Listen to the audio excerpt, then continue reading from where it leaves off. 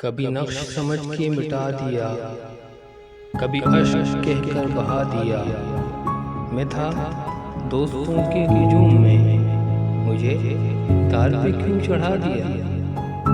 کبھی کج روی کی صدا ملی، کبھی بے رخی کی سند ملی۔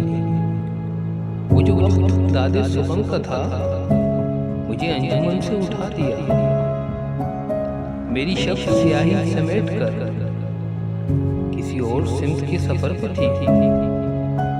میں تھا پورے چاند کی طرح، مجھے روشنی نے بجھا دیا۔ غم زندگی کی کہانیاں مجھے حرف بحرف یاد تھی، جو نہ سن سکو گے کبھی بھی تم، یہ لو میں نے خود ہی بھلا دیا۔ کبھی عشق کی کوئی بات کر، کبھی تو قدم میرے ساتھ چل، یہ خیال و خواب کی بات ہے، میں نے دل اسی سے لگا دیا۔